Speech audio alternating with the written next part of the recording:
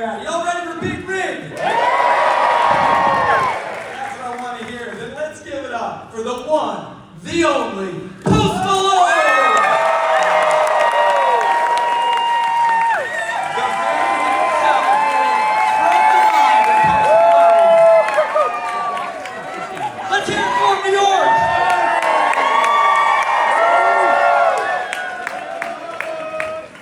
Let's also give it up for Adrian Wassel and Damian Wassel.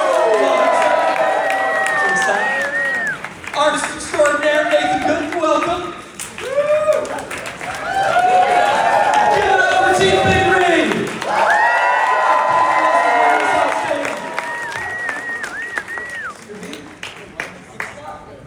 You're not holding the seat. How we doing, guys? Great. Good. It's like Big Ring. Dude, I'm so excited to find out that all of these crazy ideas and machinations came from your brain into a comic book and you wanted to make this a comic book. I'd love to know what was the first impetus, how did this first strike, and then how did it get to Vault? Why did you want to work with these guys most? Holy shit. Hey everybody, by the way. No. I think I stay up very late. I think I drink a lot of brews, cold brews. Who likes a cold brew in this room?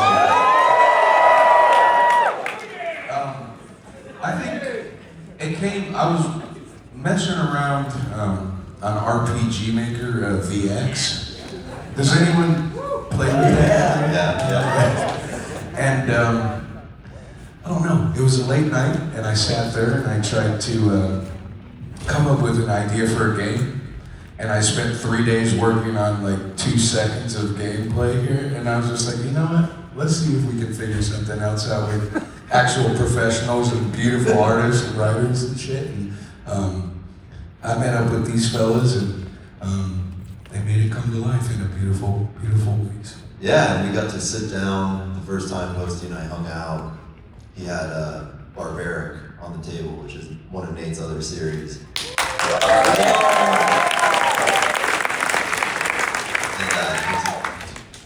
Do you think he'd want to draw this book? I was like, I think Nate would.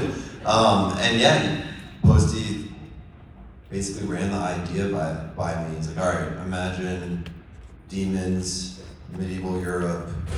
They pray for a holy weapon, but what crashes to Earth instead is this 18-wheeler, and then they have to battle the big ass fucking machine. With the monitors in the back. And then we just sat there and jammed, and we talked about like Blade and Mad Max Fury Road and Army of Darkness, and yeah. That's and a lot of blood and badass shit. Chainsaws. I'm so sorry. This is my first panel. I don't know how to handle this. I think he's doing exactly right.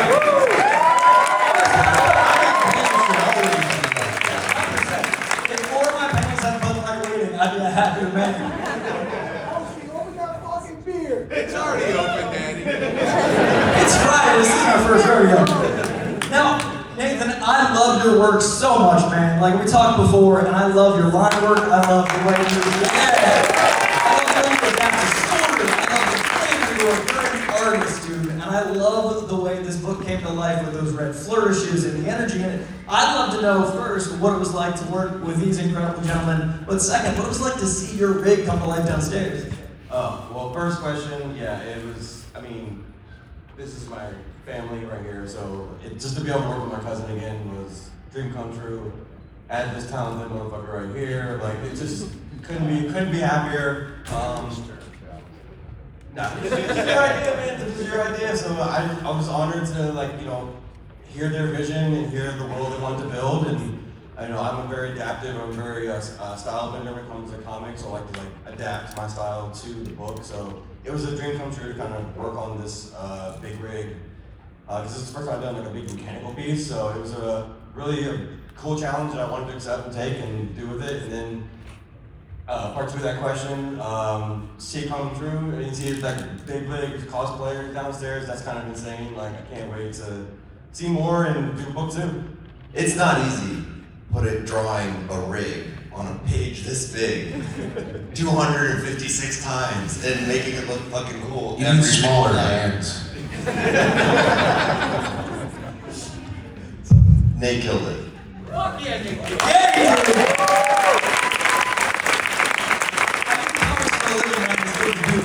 really something special. David, from the business side, what was it like to see these pages come across your desk? What was like the development process like, and how excited are you to now be at New York Comic Con on Friday? I mean, this is incredible, obviously. Great panel, great guests, great talent. We're going to keep using the word. Generous term. I mean, we had, they had their creative jam session, and then I got a call from a representative that we share. We got this idea, what we're going to do with it. It was a bit of work to get it together, but we got Michael Bay to come on board from day one. Incredible next step in the big rig journey, and we've been doing this for 8 years, so it's a lot of work behind it to get to this point. Incredible and important for us. Let's give it up for some Bay Now,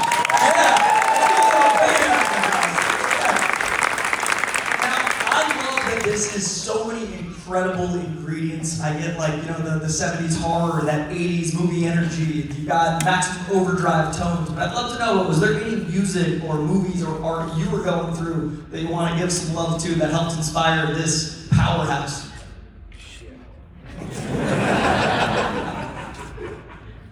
I don't know, just the heaviest shit I could listen to, I think, at the time. Like Suicide Silence was probably... The first Bring Me the Horizon album, well, not the first. Just heavy shit. Feel it. You gotta feel it, man. It's important to do, and whenever we're sitting down and just thinking of shit, because usually laying down is when it happens, so I woke up and it's hard writing down. It's hard getting out of bed. Whenever you have an idea and you're like, fuck, I need to write this down. So we made a whole list like that, and then I always have my best ideas in the shower, and you can't write anything. you don't bring your phone in the shower? You don't? Yeah, me either. What would I need it for in there?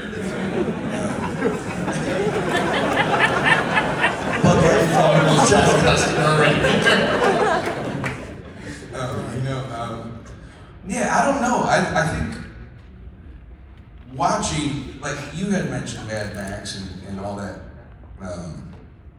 cool, just kind of off the wall, unrealistic but fun at the same time. Like the Kill Bill scene, and it's just Yeah, eruptions of blood. it's fucking awesome. Yeah, crazy shit too, like Kurosawa, the blood exploding. That was definitely yeah. We want that. I think it's pretty metal, and I think it's just balls to the wall. And I don't know if it's been anything like that before, but I mean, obviously, I listen to your music on repeat. Well, you don't want to do that. Well, speaking of balls to the wall, there's a certain director that's known for making some great balls to the wall movies, and I think he sent us all a message. Can we play that for everybody? Is that true?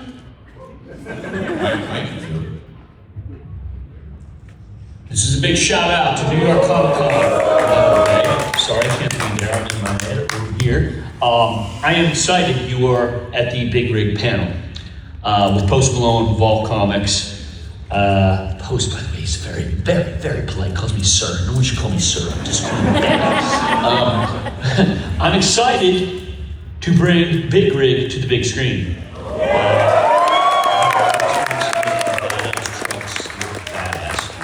So I hope you have a great time at the panel today.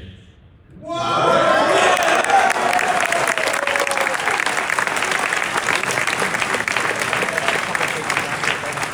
cut it pretty quick. You must have said something wild. Cut him off, cut him off, cut him off. We have a great time at the panel today. The ending of the second book. Now, I read all about some of your mind's eye influences, and I'd love to know, piece by piece, if these came to you in the shower, laying down in bed, but some of the moments in this book I love, the priest praying at the catacombs and the rig falling from the sky, that 50s count on the roof. How did these all come to you, but like fueled? whenever I thought of the idea and the page too, and I remember we talked about that page whenever it comes in. Yeah. Whenever I We saw talked about making sure that we saw the cross break before the rig. everything, like just composition wise and everything, and brought it to life in a badass way. Yeah, I don't know. It's just that started there. That initial bit there. I was like, I wanted it to be super, almost not anticlimactic. I'm trying to think of the proper adjective to use, but still, and it was just it's stunning there, and you brought it to life in such a beautiful, beautiful way, sir. And I really appreciate that. Yeah, I feel like we had a good improv sessions. It was very much proper improv, like yes and. Like, yes, this is cool, how can we make the scene better? Yes and, like, yes, this is cool, how can we make this better? How can we make this more badass? How can we make this cooler? How can we make this more ridiculous and, insane? So it's like, just yes and push it further and further, and I think that was like where we kind of like hit it off creatively. And then I think my favorite one was when we were talking and you're like, all right, imagine like a waterfall to hell. But instead of water, it's just all the bodies of the damned falling. And I was like, well, that has to make it into the book. I was big on like the mid-journey bit, and I tried to do it, and so you can't use blood on the mid-journey, so you have to say red liquid. And it was, I don't know, there's so much imagery in what you've done, and it's a really special, beautiful thing, so. Yeah, it was fun watching Nate take these crazy concepts and figure out how to make them work on a page. That Fall of the Damned is one of the coolest splashes in comics ever. All this guy. That is the end of chapter 6, is the Waterfall of the Damned. So that's the entrance into hell, and it is this guy's idea. I brought it to life, and it looks awesome. Just imagine grindcore in a fucking book, dude. It's fucking cool.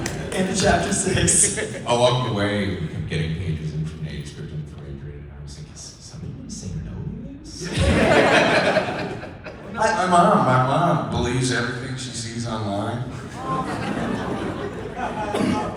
Hey, yo, my lord. And then she goes, is it true that your comic book is banned in 4 states? I never fucking heard anything. I literally have in my notes, the Fall of the Damned dash metal as fuck. Ask about other iconography. So it clearly works for me. Now speaking of Nathan, other iconography, I know you are so inspired by myths and lore and building things out. I'd love to let the people know just how much you jam on like classic iconography to build out this book. Yeah, it was tons of research. I mean, Adrian and I are both huge historians. We love to research the times. And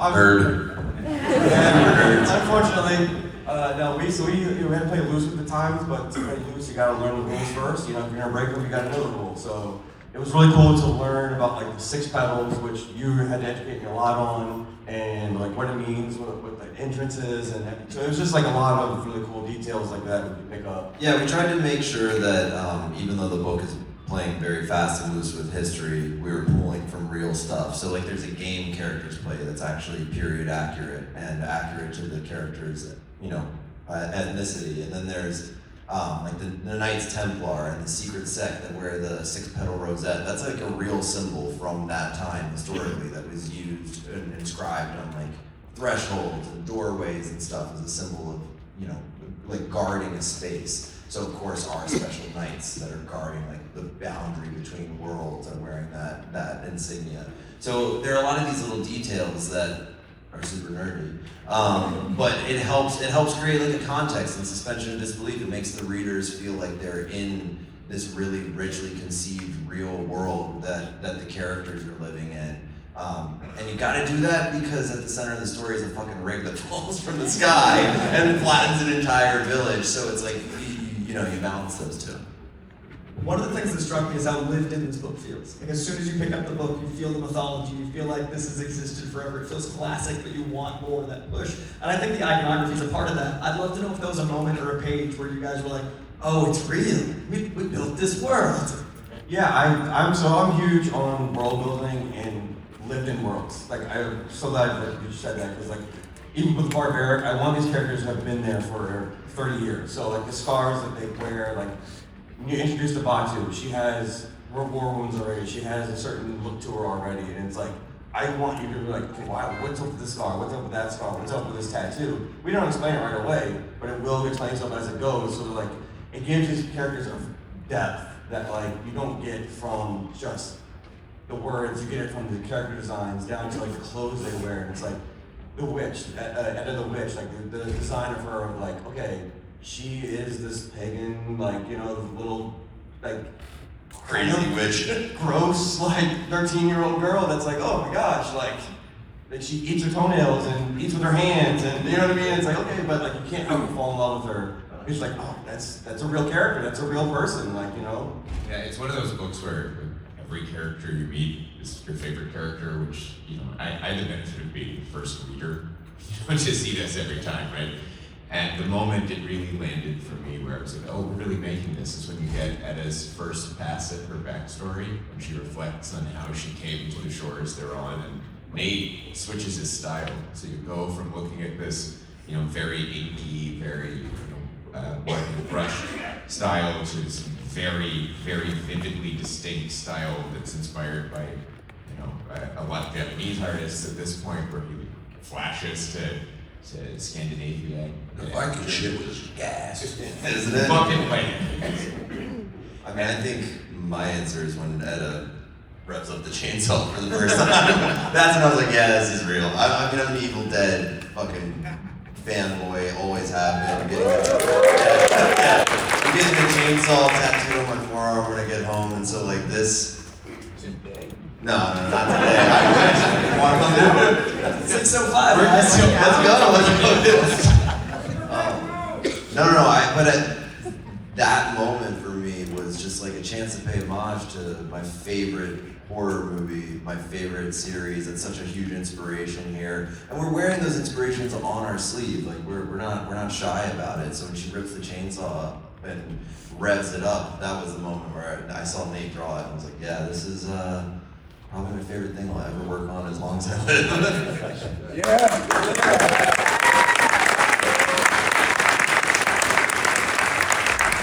Posty, first read through, what was your moment of like, oh shit, they did it? Just the fact that it existed is insane. It's insane. I think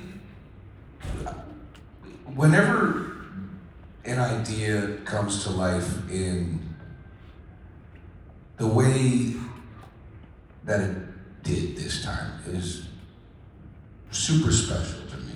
And to see all the covers, I think after a read through and looking at all the covers and just saying, holy fuck, this is a thing that is real and exists, and it's mind-blowing to this day. The fact that people care and want to read it, it's pretty cool. Yeah. And I have to say a few things here. One huge shout out to all those cover artists. Thank you. We had so many incredible. The Beach and Logo covers are something like that's such an amazing moment for me. But also, this man right here, his talent, since that's the word of the day. It's incredible, you know. I'm his talented jackass. That's your mother. We're not supposed to call you that. Oh, that's right. Yeah. So I'm a comic book nerd lifelong. Like the opportunity to work on this with Posts is incredible, but also to bring in so many new readers to a medium that I've loved my entire life and devoted my whole life to, and to have him posting our cover artists on your Instagram and promoting comics and promoting these artists, it's a truly incredible moment. And we've seen a lot of, you know, quote unquote celebrities come into comics and make something that's a throwaway, and as you can tell, this is not. And this is something that means a lot to all of us. And he's taking the time to promote us and all the cover artists and everyone who's worked on the book. And so for that, I have to say thank you. It's very special. And this is my first Comic-Con. And I just wanted to say to everyone here, thank you so very much for being kind to me, ladies and gentlemen.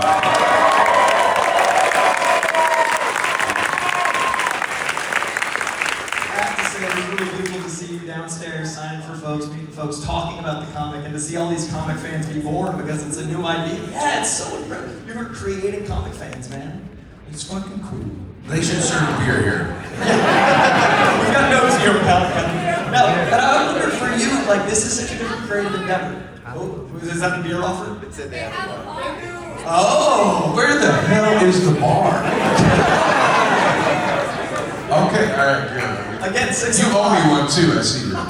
Alright. Tattoos and beer after this panel. Now, when you create something that's in this different medium instead of music, I can't imagine what it feels like to hold like a vinyl that's like a physical manifestation of music, but does it feel different to see this different creative outlet to hold like a hardcover comic? Like, what's that feel like since you make so much great art?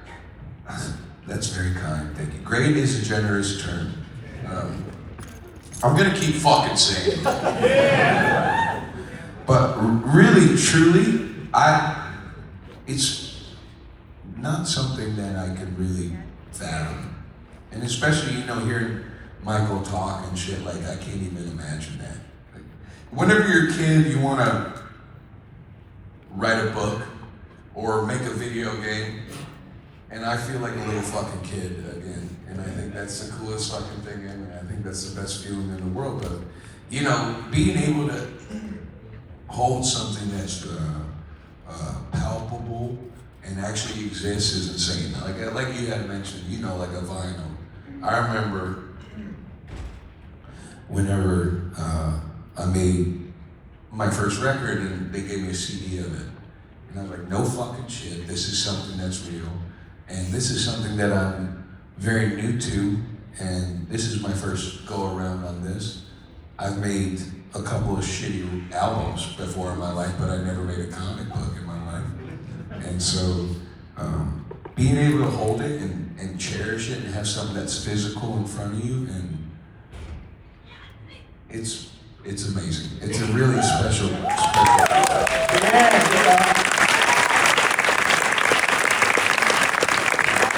I have to say, like, I'm a huge music guy, and music means a lot to me, but I'm the biggest comic fan I know. Holding this book and seeing you inspire all these people to get into comics, that means a lot, so thank you.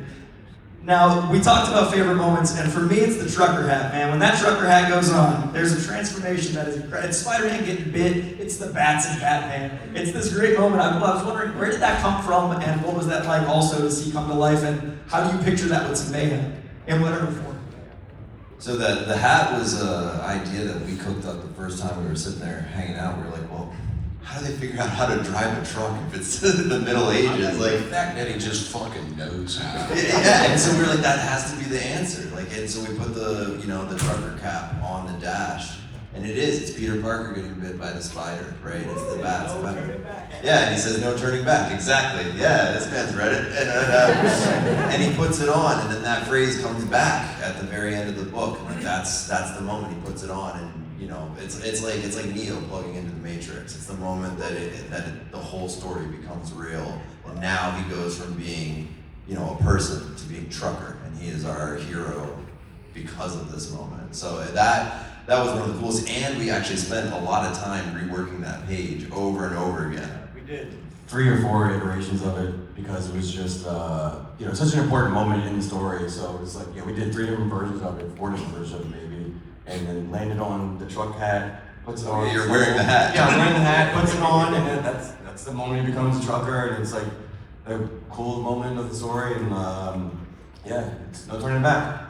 Adrian's like, is deliverer of vengeance too much? And I was like, no, that stays. Metal. No, I had these captions written, and I was like, I want it to be like old school, like Thor lettering, like huge. I want it to feel like that. And then I was like, is it too much? And everyone's like, no, this is pedal to the metal all the time. The answer is, do you think it's too much? It goes in the fucking book. Yes, man. And I want to talk about the rig itself, because it is also metal as fuck. That book is insane with the red splashes and the energy you bring to the whole thing. What was the idea of bringing red to black and white, and how that feels like a surge, like a needle drop, actually?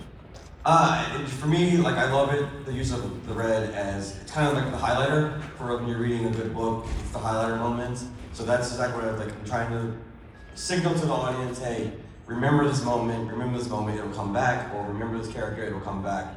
So it's just like the highlighter moment for people to remember this is an important moment, this is an important detail, so focus on that. And shout out to Dershing Helmer. Dershing is yeah. Dershing worked with Nate on all those reds. So Nate was like flagging, here's where we want it, and Dershing coming in and making sure that it's dialed in and doing all of that. So they tag team that. And Dershing's not here, but just wanted to shout her out because it's killer work.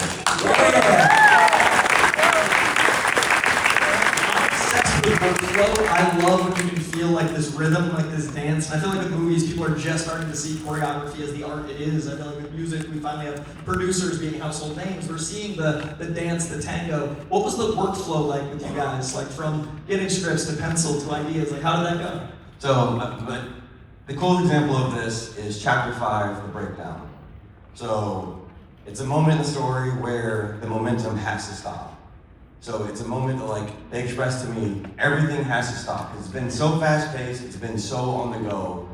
This is the one moment where you're gonna take a breath. And so it slows down, everything stops. And so, like, my job is to take everything we've done so far and make it claustrophobic and break it down to, like, this very claustrophobic, tight panels. You can't breathe, because these people, these heroes are about to get suffocated for an entire issue. So issue 5 is, I think, the best moment of team collab. We got the idea to the script, to the the pencils, to the inks, everything was just like, this moment is the moment you are going to not be able to hold, you're not going to be able to breathe when you're reading chapter 5. The breakdown is it's an insane issue, an insane chapter. It is nonstop in the choreography, because the camera doesn't move much. The choreography was super important, and Adrian was a master of like, okay, these two characters are here, this character's here, this one's gonna move forward, he's gonna move back. This one's, so it was like a chess piece, it's a chess pieces on a board that like, every panel was very important, every detail on every panel was very important. There were days in the office where Adrian would, hold me a second, stand here, can a guy behead you like this? Literally, so little known fact, Nate and I are cousins, and we grew up together.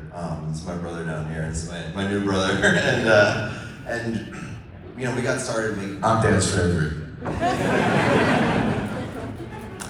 We got started making comics, together as kids, and I put my pencil down as a writer for a while. It was the thing that kind of built Vault Comics, but I've spent the last 10 years just dedicating myself to other people's work as an editor. And so, when Post asked me, do you want to co-write this with me? I was nervous as hell. I was like, I don't know. I'm an editor first and foremost. But what I learned was all of those years of working with all these incredible creators that I feel so privileged to have worked with for all these years. I got to see how all these other masters had done it, and I learned how important it was to be really careful with your choreography for an artist, because Nate has such a hard job. I cannot stress how impressed everyone is and should be with the artists who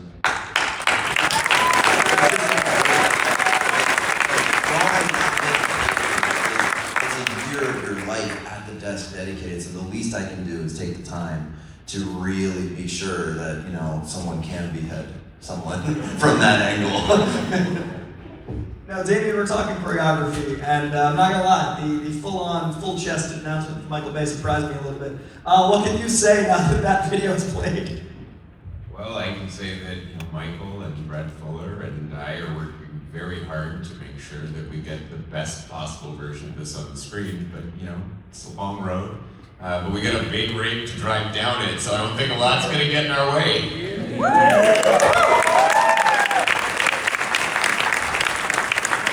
That big rig, one of my favorite elements is the blend of medieval and modern, and there's weapons like, the chainsaw, and there's certain things that are from our day that are just thrown into this world. How do you decide that balance, and was there certain things like Home Alone style, you're like, no, I want to mess stuff up in medieval times with this? Well, the first thing you said to me was Mongoose. You're like, That's it. I need a big M2 on top of this motherfucker, and it's time to go. It's time to jam. I don't know. I've always, whenever I thought about it, I knew that it was really fun. And I was just like, this is something that we wanted to do where no matter how far it could go, take it that way. And we've spoken on that and touched on that a little bit. If it's too much, give us more. Yeah, fuck yeah, man, absolutely. But there was one rule that you like laid down that was so smart, because Nate drew this version in the back of the trailer that was filled with like all these like handguns and stuff, and then you were like, well, hold on, if we do that, then the character's just gonna be on foot with guns, and it's like that's, you know, that kills the rig. Like, so it's got to be stuff that they use to reinforce the rig, to make sure the rig is cool. Twisted Metal. Exactly. Yeah, another big inspiration. Twisted Yeah, exactly. Yeah, that was one of the things. Like, because I went crazy with the design. That he was Punisher. You know what I mean? They had guns and all kinds of crazy stuff back there. But they were like, no, that's not what we want. We want the rig to be the weapon, and they have to be really smart about how they deploy the things that they have, because they have a very limited number of resources, and it's like the barbed wire has to be used in a certain way. This thing has to be used. So I thought that was very clever on their part, which I totally missed in my first round of designs. But I'm glad they corrected me on that one and got me on track. I love that it's story first always, but I'm gonna play some fun weapons. Like that's how it should be. And you guys just real quick while we're talking about design, I want to give a shout out to Daniel, who does all the design on our team and made this book beautiful. If you guys haven't seen the rig downstairs, it is a sight to behold. It is something very, very special. It's cool. It's missing the deuce, but other than that, it'll be next time, tomorrow. Now, this is something that is already so propulsive, and I said it already feels so lived in. Do you guys have other ideas? Because I love that this feels like a complete story, but also like we're just getting started. Like, what can you tease? Because it's so much energy and momentum. These boys sent me something fucking cool today. Bobby sent me something pretty gangster.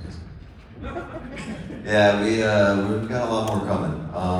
Yeah, there might be other weapons, and there are definitely some Vikings. Yeah. So Might be more than 18 wheels. I was gonna say maybe a few more rigs. Yeah, so there's a lot more coming. We just announced book 2, so yeah. Now, we're talking about the medium of comic books and the medium of this book in particular. I'd love to know if there was a moment that really surprised you for the freedom of what you get to do here, but also for you guys to be collaborating with someone that's not necessarily used to making comics. Was there like oh, we never thought of that because we're in comics, or I never thought of that because I'm new to comics? Was there that aha moment? I mean, yeah, I never thought about putting a rig in video images and figuring out how to draw that, 1,000 times. Yeah, that was the going all the way back to the beginning. That was the big thing, like the idea. I remember saying this because, again, I've been an editor forever. I walked out of that first conversation, and I was like, it wouldn't have to be Post Malone, it could be anybody, and I'd be like, this book has to get made, it's so fucking cool. So that moment, that idea was the thing for me where, like, it just felt so comic book in the very best way, and it was amazing to see that idea come from you, and not from somebody that people immediately associate with comic books. I think that's a bit too. A bit there is it says, it says Post Malone's Big Rig often, but I think it stands on its own. I think that it's so cool.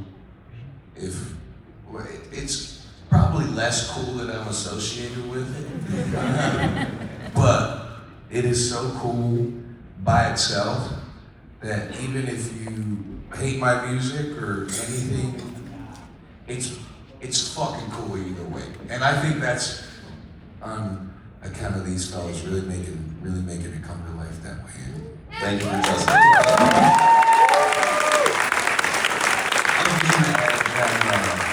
I thought it was really cool working with these two from day one, that it was really cool that they had such grand ideas. And one of the things I love about comics, why I will always love comics, why I stick with comics, is they're budgetless films. There is no budget for the monsters, the worlds, everything. So like, I could go as grand as I wanted to, and like, they kept feeding me ideas. I'm like, yeah, I can get that in there. I can get it in. I have no budget to be holding to. So it's like, give me the craziest creature design you can give me. Like I sent, a Leviathan made out of human bodies. I got you. You know what I mean? Like, I can draw that. You know what I mean? Like, might not be able to have the budget for the movie, but I can draw it for sure. So I've always just loved comics because they're budgetless storytelling. We're gonna find the budget. I You said the word budget, and I saw Damien reach for his mic, and I was like, this feels so appropriate. Oh, budget, eh? Is there anything that draws you to the medium because of that budget-free idea and imagination? I mean, I grew up a fan of this medium. I think about pretty much everyone in this room, right? And what drew me to it in the first place was that, this is a way to tell stories where you get to interpose multiple narrative elements in one page, pictures and art, right? You get to do this in this extremely elevated way. When you think about, like, it's budgetless, sure, but this guy has just 2 hands, right? So there's time, there are things you can do on the page of a comic that you can't do on the screen, and vice versa. You can point a camera at a room full of people really easily. It's really hard to draw a room full of people. So I'm always excited about finding that balance. Like, what can we deliver on the page that you can't get anywhere else, and how do we avoid the things that send him in for carpal tunnel surgery? Real close. Now, there's a format I really love to this book. We haven't talked about a lot of formatting, but something I really love is that there's these end title cards. And I love that it sets up, like, we've got a The Witch moment, and there are these little, like, pauses, and then they almost feel like staccato. It almost feels musical when you read it as a trade. When did that idea come to be, and does it change how you guys read it in individual versus trade? Because it flows both ways. I read it differently, and I love that it really fits both narratives. That one came because I was listening to your music like on repeat, and I was like, every chapter needs a title. It needs a song title. Like it needs that beat. It needs that pacing. Just like listening to an album.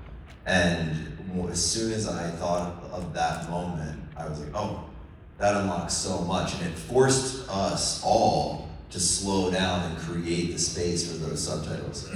Exactly. Also, shout out to Adam for doing those. For doing those moments. Yeah.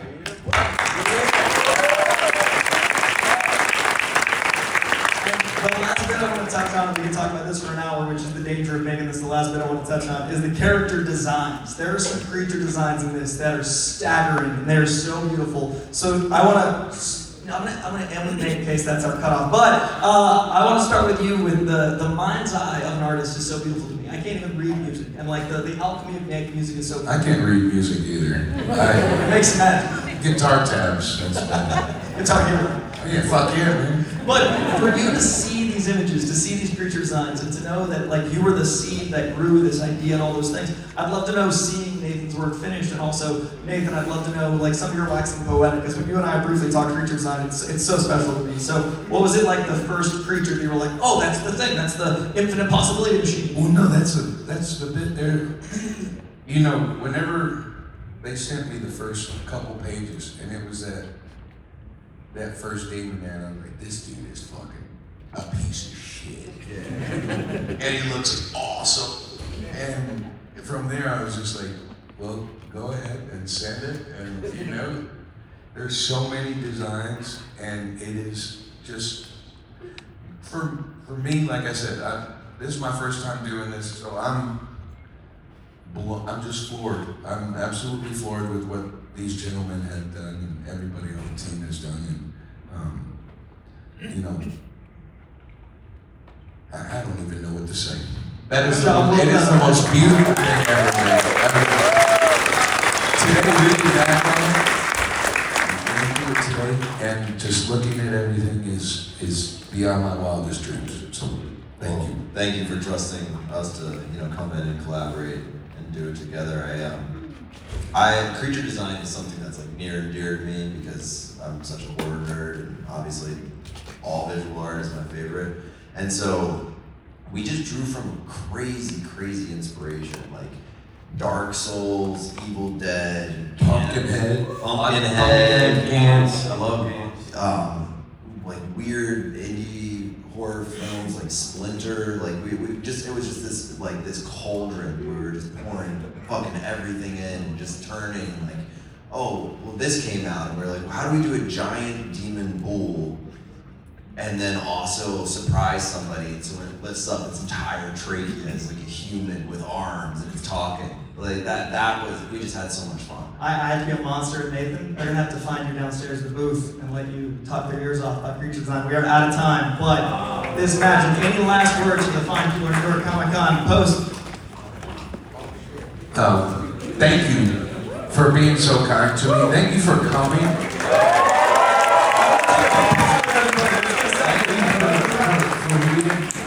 is, and thank you for giving us your time today.